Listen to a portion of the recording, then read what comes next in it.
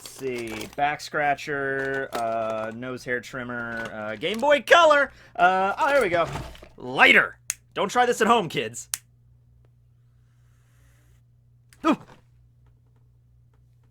I thought it was supposed to, like, combust or something. Come on, King. How do you get fire on your back if it doesn't just, you know, like, flame on or something? I don't know. I'll add it in post, I guess.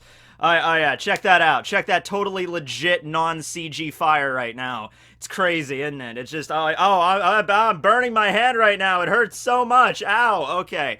Hey, everybody. How you doing? Tekking101 here. In today's video, we're going to be talking about King. Not this King from One Punch Man, who is great, or this King from Nanatsu no Taizai, who I'm also sure is great. I think he's a pixie or something. I don't know. I don't watch that, really, so I'm not really sure about his character. But we're talking about this King from One Piece, the one that wears a full-body leather BDSM gimp suit. He's got wings, and he's got fire constantly coming at him, which leads to his epithet, his title, King the Okay, hold on. I always mispronounce this word. I wrote it down.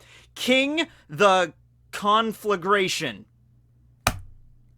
Is that really how you pronounce that word?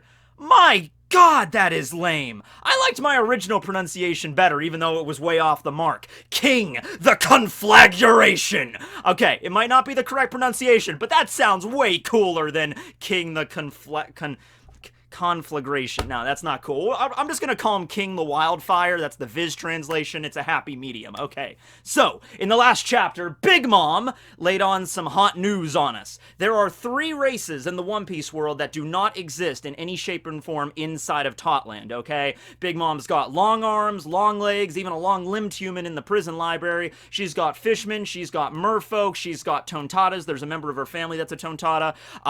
We got Third Eye Clan member. We got Pudding, who's a half Third Eye, which is a race we didn't even know existed before Totland. But the 3 that have always eluded her, we know Giants are one, obviously. There's another race that King is part of that she doesn't have in her entourage, and there's a 3rd one that she didn't really go into detail with. So, a few things. The very first thing I want to address is there was a line in the chapter that, at least in some of the translations, where when Big Mom is talking to King, she first addresses him as son.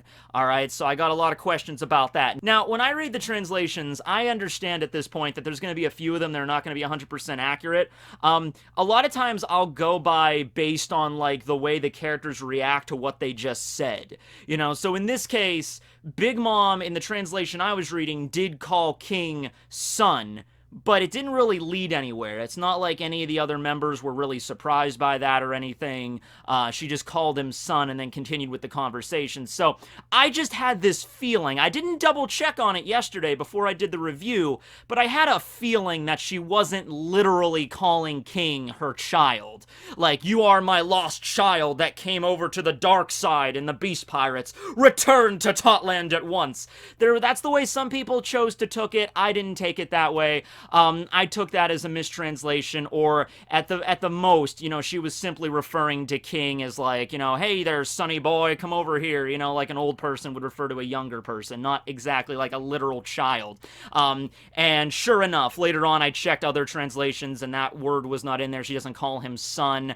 It's not in the official version, okay? So, I mean, like, I guess, because I'm the person that kind of also am for Katakuri being the byproduct of Kaido and Big Mom getting it on, so, I mean, I guess I'm not completely against, you know, one of the calamities being the child of Kaido and Big Mom. I guess it's not impossible, but in that one particular instance, no. Big Mom did not call King, like, her child, right? It's the same thing that happens a lot with characters when they refer to them as, like, big sister or big brother or little sister or little brother, you know? That's like, you know, in Japanese, that can maybe not refer to a literal blood connection, but just like out of respect. You know, like there's a question whether or not the calamities are related. You know, I don't think they are blood related. They're just brothers in the sense that they're all calamities working under Kaido. But even so, Jack will refer to Queen and King as big brothers. Okay, so yeah, but not literally. So that's the way I took it, and I didn't really reference it in the video, but some people were confused by that, so I wanted to address that. The next thing to address, and this is something that is very confusing to me. Like, do you guys remember a few years back when there was that viral photo, the one with the dress? Oh, we all know the one with the dress. We exactly know that one I'm talking about, okay? That drove the internet insane, you know? So I'm having flashbacks to that moment, okay? All right, so, in the manga, anyway, King's wings, what color are they? They're black. From the way I'm looking at it, I went back and looked at every single scene in the manga where King shows up. There's not very many of them, because King doesn't really appear all that often. He appeared the first time when they're kind of chastising Jack, you know, and then later on he shows up in his Pteranodon form to knock the Queen Mama Shanter over the waterfall. Granted, he's in his full ancient Ryu no Mi model Pteranodon form at that point, so, you know, he doesn't have his regular feathery wings anymore. They're like his, you know, rubbery, you know, Pteranodon wings, but still they're colored black. And then he just appeared again in the most recent chapter. We see his wings, and I'm sorry if this is like a thing, but they're colored black. Okay, so makes sense, I guess, right? You know, all right, fine. The wings are colored black. The problem is, in the anime opening, over the top, you know, you see King very briefly, and his wings are white. And I'm like, okay, that's a little weird. And I went on Artor's page, and I was looking around the chapter secrets that Artor always posts, and he states that, yeah, the white wings are canon, you know? And I'm like, I don't... I'm so confused, guys. I'm so bugged by this, you know? It's just like, listen, okay, I understand. It's manga. You really don't have a lot of colors to work with. You don't really have colors to work with at all, really. You just have white or black, really, to choose from in terms of when you're drawing manga, right? It's like, okay, but if you're going to make if you intended his wings to be colored white, why do you so clearly color them black in the manga? This is so confusing, right? Like, and I even went back and looked at some other examples, like the Skypians and stuff, and the Brickens and stuff. I looked at a Rouge. This is a Rouge in the manga. His wings are white, like the other Brickens, and they're colored white in the manga. So I'm like, if Oda truly intended his wings to be colored white, why doesn't he just color them white? I mean, I guess you could look at King's wings and say, like, oh, it's like they're shiny, or there's a gleam from something, and that's why they look black, but that doesn't make any sense to me, all right? They look straight up black, all right? So, yeah, this would be like... This would kind of like to give you an idea of how like frustrating this is for me. This is kind of like if I just walked out. This is my tie. This is the tie I always wear in my reviews. This would be like, hey guys, yeah, this is my tie. It's colored green, canonically. It's green. You'd look at this and you'd be like, Matt, that's very clearly a black tie. It's like, no, it's green, canonically. Even if it doesn't look green, it's green. It's canon now. Be like, that's how frustrating this is for me, okay? And the reason that this is relevant is like, well, what does it matter what color his wings are? I'm like, well, that kind of matters, okay? Because we're talking about what race King is part of, one of the 3 races that doesn't exist in Totland. He's clearly not a giant. I mean, King is a beefy dude. He's a pretty tall guy, but not nearly as tall as Big Mom, and Big Mom is shorter than even the shortest giant, so he's not a giant, right? So that means there's 2 other races in the One Piece world that Big Mom doesn't have, okay? Now, Skypians, or not Skypians in particular, but any sky race would make sense. I would imagine maybe Big Mom is grouping them all together, like, so not separate, like, you know, Skypians, Shandorians, and Brickens. And the Skypians and the Shandorians, their wings go pointing upward like this. The Brickens point downward, okay? Just like King's. His wings are like, they look like the same amount of, like, down feathers and stuff as you see with the Brickens. It's just they're colored black instead of white, right? So if they were white, it would be, irrefutable for me that he would be a Bricken, okay? So I guess if you want to go by the way he looks in the anime, and I guess the official color scheme where they're white, then yeah, he would be a Bricken by that knowledge. Now, this makes sense because we didn't see any sky races in Totland, right? We didn't see anybody walking around, and it would make sense because, you know, they live up in the sky, and they're kind of sequestered up there, right? So yeah, the problem I have with that is that Big Mom was talking about this race that King belongs to as if it was lost to time. Like, she was afraid they never even existed before she saw King. The problem with that is Big Mom had dealings with Arouge, Mad Monk Arouge, or Mad D Monk Arouge, if you want to go that with it. And he is a Bricken, and he's very clearly a member of the Sky Races. He's got the wings as well. I'm just curious, like, if Big Mom had dealings with Arouge and knew what he looked like, why would she be so not confused, but why would she be as surprised with, I mean, I guess, maybe in her mind, in her perspective, she only met two of them so far. She just met Arouge, and she just met King, and that's why she was surprised. Like, oh, there's only two of you guys left, you know, join my crew, or whatever. Maybe she, before Arouge, things went south with him, she tried to get Arouge to join. I don't know. Another problem I have with this is Yonko are the most powerful pirates in the entire world, right? I mean, they're literally the emperors of the sea. On top of a lot of stuff, on top of having just a huge crew and a huge country to rule over, which is Totland, I mean, Big Mom has a lot of access to information. All right, she's got, like, well, she's literally got somebody working in her employ that has the book fruit, you know, but I'm just saying, like, her information network is huge. We even find out about this when Sanji was about to reject the invitation to the tea party. You know, Beiji was explaining to him, like, this is why you don't reject the invitation. Big Mom's network is vast, and somebody that you care about, you're going to get their head in the mail if you don't show up, you know, if you were to decline, right? So I just, like, I get it. The Sky Islands are way up there, and they're hard to get to, and they're kind of like sequestered and quarantined in a way, and you don't really encounter them on a day-to-day basis. I understand that, but tone dials exist on the Blue Sea. They use tone dials to record like Brooks albums and stuff, so Sky Island technology at least does reach the Blue Sea. I'm just very, I would be very shocked if Big Mom did not know that the Sky Islands existed.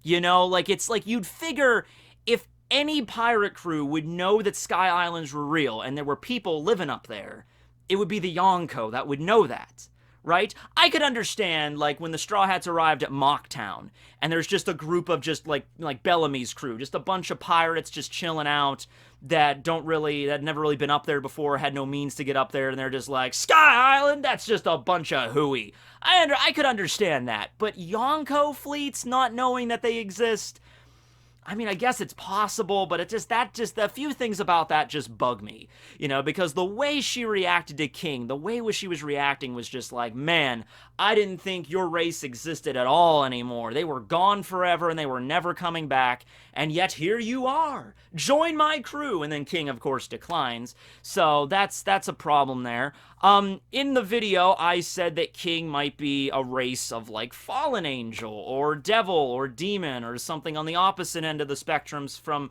the Sky Islands, because the Sky Islands, a big motif that Oda used for that, a big theme of the arc, really, was gods and angels and heaven and all that stuff, right? Conus is an angel. I mean, you really can't deny that. The leader of the Skypians is given the title not a king, but a god. God Gonfall and then God Eneru. Eneru employed priests as his main fighting force. God's enforcers. They were all dressed as lambs, the lambs of God, you know, so there was a lot of God references from that. So just from a thematic standpoint, I thought it would be pretty cool to have, you know, an opposite end of that, a race of beings in One Piece that take on references from hell, you know, and things like, oh yes, actually, there is, at least in terms of mythology, there is a Satan in One Piece, because the people on the island that summoned Brook, when Brook got flung there by Kuma, they were gathered around a circle literally trying to summon the Dark Lord. And then Brook just landed and they just assumed it was him, you know? So, at least from a mythological standpoint, yeah, Satan is real, from that perspective, right? So, I don't know if this is going to be like in Dragon Ball, like the Makaio-shin realm or something, the Makai realm, you know? But it's possible, like, somewhere in the world. I'm not saying it's like, you know, I guess, like, go to the bottom of the ocean and then dig a hole. There's a secret subterranean land down there. It might be like, There might be like a really large volcanic island in One Piece. Maybe in the far reaches of the One Piece world. Maybe even part of the Red Line, you know? There's like a volcano or something, like this huge ass volcano. And inside of that volcano, there's like an obsidian city. I'm kind of ripping this from RuneScape a little bit, but just bear with me here. And that's the city where like the Hell Spawn race lives or something like that. You know, like Dante's Inferno up in here, like I love that. So cool. That's what I went with, right? So beyond that though, beyond the fact that like, okay, let's just say his wings are canonically white, even though they're very clearly black and white. Fine, whatever. You know, something else that bugs me about King is his fire, his pyrokinesis ability. Every time we see King, his back is always aflame. You know, he's always got flames. Even when he goes into his Pteranodon form, you see fire back there. It can't be because of his Devil Fruit, because his Devil Fruit is a ancient zone. You know, Pteranodons don't have anything to do. If it was a mythical zone, I could understand it. If it was a mythical zone and he could turn into some creature that can manipulate fire, like if he had the mythical salamander fruit, I wouldn't question it, you know, but he doesn't have that. He has the ancient, you know, dinosaur zone. Like, okay, so that means that fire has to be coming from something else. Now, that's not to say immediately jump to the conclusion that the fire is something that he can just naturally create. That King can just, like, you know, snap his fingers and then summon a fireball and start chucking at people, okay? That would be cool, but that's not necessarily the case. Keep in mind a few things. Number one, Queen is really good at making various devices and trinkets and gadgets and things.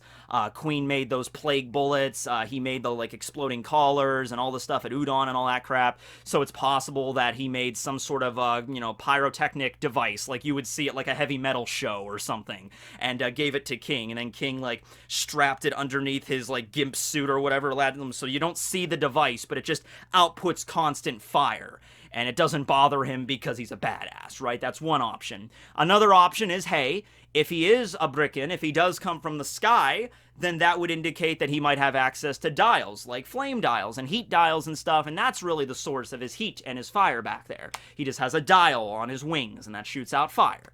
Okay, fine. That would also make sense, too. That's another option on the table. Another option, really I think the only option left at this point, if it's not a dial and it's not some sort of device that Queen created, it has to be something he's doing himself. And I mean, you know, from a standpoint of a battle shown in manga, you know, like having a character that can summon fire at any point, I mean, you know, that'd be pretty cool if you know, King can just unsheath his sword and then, like, do this, and then, like, his sword lights on fire like Foss's sword, and then, like, he attacks Zoro or something. That'd be pretty cool if you had a character that can manipulate fire in that way. You know, and there's been other characters in One Piece that have strange abilities that are not directly linked to Devil Fruits. Look at Miss Golden Week. She has that weird colors trap hypnosis ability. That doesn't have anything to do with Devil Fruits, it's just hypnosis. So, if you're gonna tell me there's somebody in the One Piece world that has, like, natural pyrokinesis abilities, I would believe that. I would believe that. Totally, I would believe that. Wouldn't you guys believe that? Okay. So yeah, I like to think that's the case, though. I guess we really wouldn't know 100% until Oda decides to draw King on, like, a tankobon cover, or if he draws King in any color, you know, spread or anything like that. What color his wings are intended to be. I mean, like, it certainly wouldn't be the first time that the color palette would change between characters or between variations of, like, the anime and the manga. Look at Kuma. Kuma originally was drawn with an orange coat, and then I think I'm not sure if Oda changed it first or the anime did, but, you know, he did start out with that orange coat. So it's possible, like, I would say that, like, maybe Oda wanted his wings to be black at one point, but then the anime made them white, and he's like, oh, it doesn't matter, I'll just make them white anyway, but it's just like, he still colored them black in the most recent manga chapters. That's the thing that's bugging me. Something else that people brought up relating to Impelled Down was Magellan. So Magellan, and not just him, but a few of the other employees at Impelled Down, like Hannibal, they had wings as well, and their wings were colored black in both variations, so maybe there's a relation to them in some way. I didn't really connect the dots there for a few reasons. Number one, they're not the same kind of wing. At least you can make the reference to the, you know, the Skypeans and stuff, because King's wings and Aruja's wings, aside from being different colors, they look the same in terms of, like, the down feathers and way that they're angled and everything, they look the same. The wings that the Impel Down staff had on were like bat wings, so not really the same thing. Also, I'm not really sure. It's possible those were Magellan's real wings, and it's possible they weren't. Here's what I mean by this, okay? So Magellan gives the appearance of like the devil. Right, he's got wings, he's got, like, horns sticking out of his head because a big, theme of Impel Down was hell. They called it hell on more than one occasion. There was references to the hells of Buddhism and Dante's Inferno a little bit, and so there were people walking around. Even the guards' outfits, were designed to kind of look like imps and stuff. They would carry, like, pitchforks and, like, poke prisoners and stuff, right? When Magellan is fighting against Luffy, we find out that his horns are not real horns. They're just aesthetic. They're part of his costume. Magellan actually can take off his horns and use them in conjunction with his poison powers to kind of like inject, like use them as like syringes and like stab a wall and inject poison and like dissolve the wall. He takes off his horns and we see like little ponytails of his hair underneath. So they're not real horns, right? So if his horns aren't really horns, his wings might not be real wings. It might be the same thing with Hannibal or a lot of other characters, and they might be wearing the wings just because it's part of the uniform or just out of respect for the warden or whatever. The only thing that causes a problem with that is when we see Magellan after the time skip in a cover page. So Magellan, he fights against Mr. Two Bon Clay very briefly, but then level 6, there's a mass breakout down there, so he has to go down there and kind of try to quell all the level 6 prisoners, and in the process of that fight, he gets banged up pretty bad. We see him later on in a cover page 2 years later, and he has a scar on his face, and he's now the vice warden. He decided to resign, and he has one of his wings that has a metal brace on it. All right, so that would imply if it was just a costume, why do you have a metal brace on the costume? That doesn't make any sense, right? You would just take off the wings and put on new wings, right? Now, I will say it does make him look cooler. It does make him look like he's a cyborg demon now or something. But yeah, the only difference there is it's not the same kind of wing. It's a bat wing, not like feathery wings. So if there was a relation, I guess it's possible. I don't connect the dots with that one there. I don't know, maybe Magellan just liked the look of having a metal brace on one of his wings, so he just went with it, to show that he took battle damage. I don't know, but I'm just throwing it out there that it's not impossible that it could just not be a real wing, right? So that's the case with the Impel Down staff there. I think that's everything I wanted to cover, really, that people were really talking about. There was a lot of things to unpack with King in the last chapter. It was that Big Mom calling him son, the color of the wings. There's references to Skypeans. There's references to Impel Down, the fire powers, where do those come from? What would be, okay, how about this then? But the thing is, at the end of the day, even if that he is a Bricken, he is from the sky, and that's what Big Mom was referring to, that still means there is a third unknown race somewhere out there in the world that doesn't exist in Totland. So even if you want to say, yeah, King is a Skypean or a Bricken in this case, and that's the reason Big Mom wants him so bad, there's still another race out there that we don't know about. Minks also. Minks were also part of Totland. We saw Minks living there, long leg, long arm, fishmen, merfolk, just giants and Skypeans we didn't see. But there could be another one as well. So, yeah, I like to think from the way I'm going forward with this anyway, maybe until we get, like, an actual, like explanation on what's up with his, the wings and the color. I'm going to say that the 3 races that Big Mom doesn't have in Totland were giants, sky races, and this, King's race, we'll just call it, I guess, for right now. Yeah, I still don't buy that he's a regular Bricken, a regular Sky person. I don't buy that. So if you do, that's great. I mean, hey, they might explain something later, like, yeah, he is a Bricken. He does have white wings originally, but he uses like a special like resin. He paints his wings black, mostly because that fits with the rest of his aesthetic, because he's wearing like that gimp suit or whatever. And also, by the way, I talked about that as well, like the suit, the leather, BDSM gear he's sporting. That might be be to hide what he truly looks like because he's ashamed of it. You know, if he's part of like this hellspawn race and he looks like a demon or something, he's got like scaly skin or like jagged teeth, or his eyes are all messed up, or he has horns on his head and he was made fun of that as a kid or something. I mean, okay, for right now, let's just say that my hypothesis, let's just go with that. Like that there was a giant volcano and there's a race of hellspawn people living in that volcano. Okay, let's say King was a member of that race. He got separated from his island or his volcano like when he was a little kid. He drifted out to sea, and Kaido found him and brought him in as member of the Beast Pirates, okay? And then in the meantime, let's say that volcano like had a catastrophic eruption, and all of the members of King's race were obliterated, just wiped off the map in that single day. And that's what Big Mom was talking about. We thought they were all wiped out, but yet you are here. Their lifespan might be really long, who knows? Like, if King really is part of this different race that we don't know anything about yet, then it's possible that he could be hundreds of years old. Even longer, maybe, right? That's why Big Mom was like, oh yes, there was this volcano where these hellspawn demon people lived 500 years ago, and they got wiped out, and we thought they were all gone, but here you are. He might have lived that long, right? And that's what they were referring to with, like, lost to the sands of time or whatever. But yeah, he's embarrassed by that form, so that's why he tacks all this. It's not just because he's into kinky stuff, it's just because literally he just doesn't, that's the only thing he has to wear to make sure nobody sees what he really looks like, right? And the fire powers are in conjunction with that. Yeah, but also maybe it's just because he likes to wear it, and he, you know, paints like a resin, like a tar stuff on top of his wings so they don't catch on fire or something. I don't know, I'm just throwing out ideas. But hey, let me know what you guys think about King below. I think we're gonna find out something interesting about him. And also, like, okay, if we're gonna just be 100% honest here, you know, I don't want him to be a Skypean because I feel like that would be boring. I feel like it was. I feel like it's like, oh, 3 races that we don't know anything about? Who is King? Oh, he's a sky person. Oh, okay, we already knew those guys existed. We knew those existed, like, back in, like, 2004. Alright. I want it to be something different and new, don't you? Don't you? I guess you can't always get what you want, but I mean, hey, it would be neat. Alright, well, thanks for watching, everybody. Have a great one. Tekking signing out. I will now go and put on my green tie right now. Yes, this is my green tie. It contrasts well with this black shirt and a green tie, right? Yes, okay. Later, everybody.